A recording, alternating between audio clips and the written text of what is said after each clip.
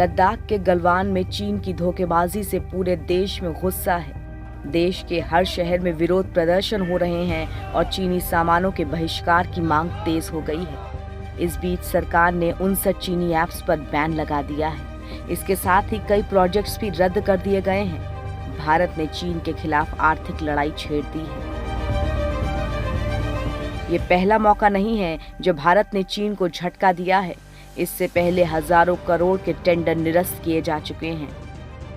गलवान में हमले के बाद देश में लगातार चीन के सामान के बहिष्कार की मुहिम तेज हो रही है। फिल्म स्टार से लेकर नेता तक चीन के सामान को इस्तेमाल न करने की अपील कर रहे हैं। यानी हिंदुस्तान ने चीन के खिलाफ आर्थिक युद्ध छेड़ दिया है, जिससे ड्रैगन को तगड़ा नुकसान होने वाला है। भारत का पहले चीनी कंपनियों के ठेकों पर वार। MTNL और BSNL 4G नेटवर्क के लिए चीनी कलपुर्जे का इस्तेमाल नहीं करने का निर्णय लिया। रेलवे ने 471 करोड़ रुपए का सिग्नलिंग प्रोजेक्ट रद्द किया। MMRDA ने मोनोरेल से जुड़ी चीन की कंपनियों का टेंडर रद्द कर दिया। MMRDA ने 10 मोनोरेल रैक्स बनाने की बोली को भी रद्द कर दिया। मेरठ रैपिड रेल का टेंडर चीनी कंपनी के पास था, इसे भी रद्द कर दिया गया। महाराष्ट्र सरकार ने तलेगांव में ग्रेट वॉल का टेंडर रद्द कर दिया। महाराष्ट्र सरकार ने PMI इलेक्ट्रोमोबिलिटी और हेंगली इन का टेंडर भी रद्द कर दिया। हरियाणा सरकार ने चीनी कंपनियों का 780 करोड़ रुपए का ऑर्डर रद्द कर दिया। हरियाणा सरकार ने हिसार और यमुनानगर में चीनी कंपनियों के टेंडर रद्द किए। यूपी सरकार ने तय किया कि एनर्जी सेक्टर में चीनी उपकरणों का इस्तेमाल नहीं होगा। यूपी सरकार ने तय किया कि सूबे में चीनी बिजली मीटर्स का उपयोग अब नहीं किया जाएगा। दिल्ली होटल एसोसिएशन ने तय किया कि होटल्स में चीनी नागरिकों को कमरा किराए पर नहीं दिया जाएगा। साथ ही बोध गया होटल एसोसिएशन ने भी चीनी पर्यटकों का बहिष्कार किया है। भारत में भी चीनी सामानों का बहिष्कार का असर दिख रहा है। चीन से आने वाले माल की बड़ी खेप बंदरगाहों पर आकर पड़ी है। 22 जून के बाद से चीन में आए सामान को कोई लेने वाला नहीं है।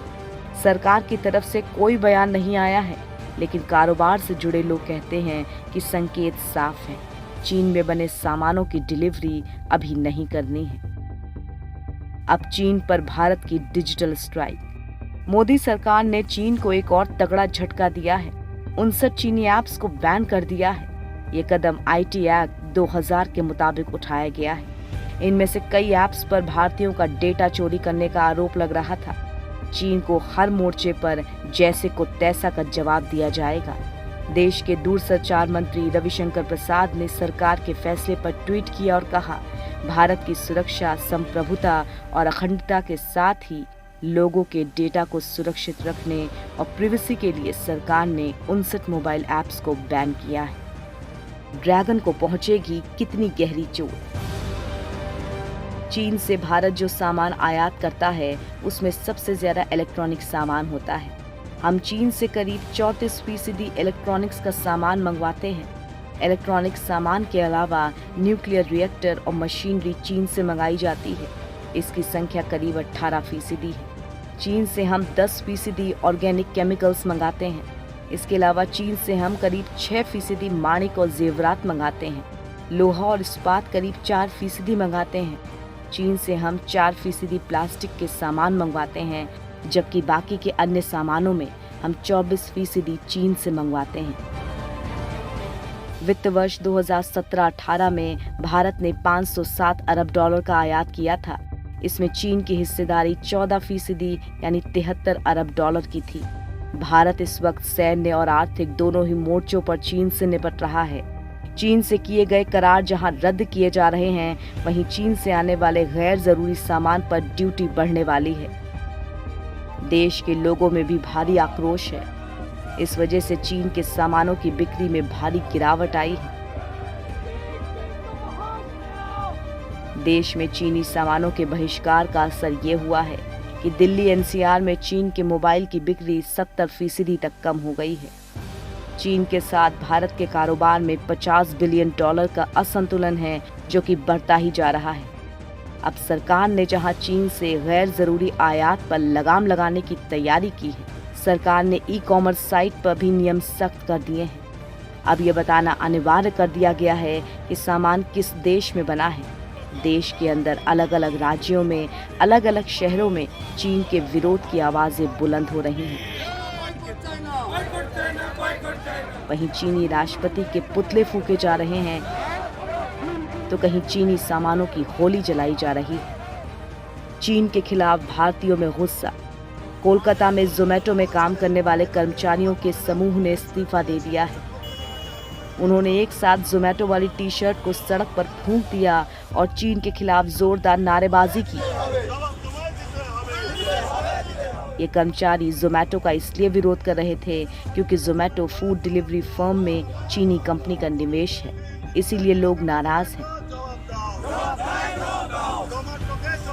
वहीं कानपुर में व्यापारियों ने चीनी राष्ट्रपति की शव यात्रा निकाली। चीन के खिलाफ हुंकार भरते हुए कहा कि न चीनी सामान खरीदेंगे, न चीनी सामान बेचेंगे। प्रधानमंत्री नरेंद्र मोदी के संसदीय क्षेत्र वाराणसी में भी तय किया गया है कि इस बार की दीपावली में चीनी सामान नहीं खरीदा जाएगा। मिट्टी के दिए जलाएंगे, स्वदेशी दीपावली मनाएंगे। चीन के साथ जारी तनाव का असर अब बाकी चीजों पर भी देखने को मिल रहा है। दिल्ली के बड़े होटल के संगठन Delhi hotel and guest house owners association ने फैसला किया है कि करीब 3000 होटल और गेस्ट हाउस में अब किसी भी चीनी नागरिक को ठहराया नहीं जाएगा। कारोबारियों में चीन के खिलाफ भारी गुस्सा है।